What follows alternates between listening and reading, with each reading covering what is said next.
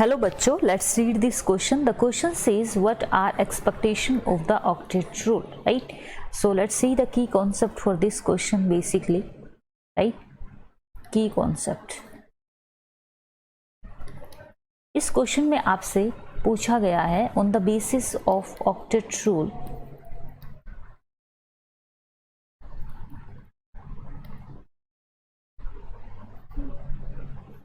draw of Lewis structure, right?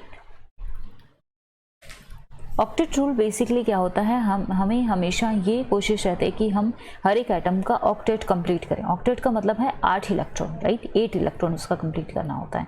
तो let's say with the example, right? For example सबसे पहला option हमारा ये है कि the incomplete octet of the central atom.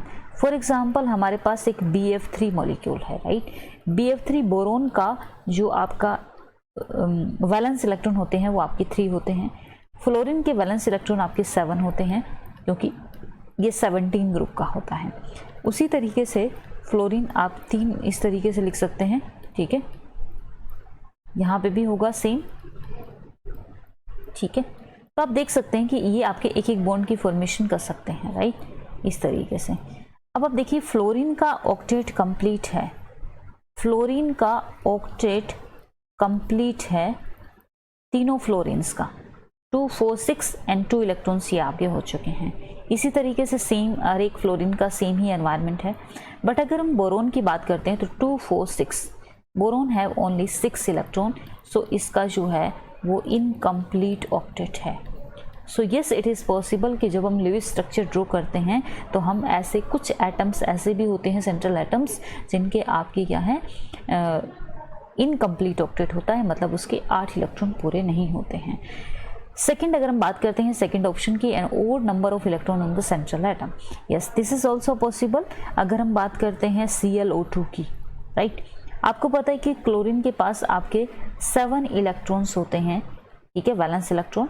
Oxygen के 6 वैलेंस इलेक्ट्रॉन होते हैं, ठीक है?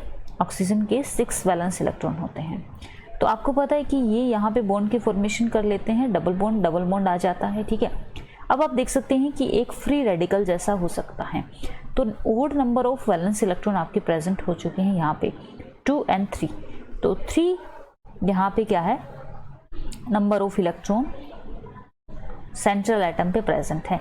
It means they are having odd number of electron on the central atom. So this is example. अगर हम बात करते हैं सी ऑप्शन की, that is expanded octet of the central atom, right? We can see that PF5 molecule, right? आपको पता है कि जो फॉस्फोरस होता है इसके 5 वैलेंस इलेक्ट्रॉन होते हैं, राइट? इस तरीके से. उसी तरीके से फ्लोरीन आपके जो अगर 5 हैं तो इस तरीके से ही बॉन्ड बना सकते हैं, राइट?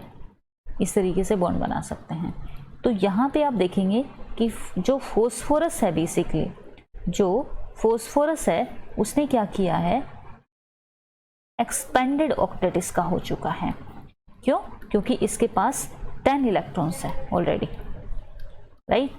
इसके पास आपके 10 इलेक्ट्रॉन्स है. Phosphorus having 10 electrons. So this is expanded octet. This is expanded octet.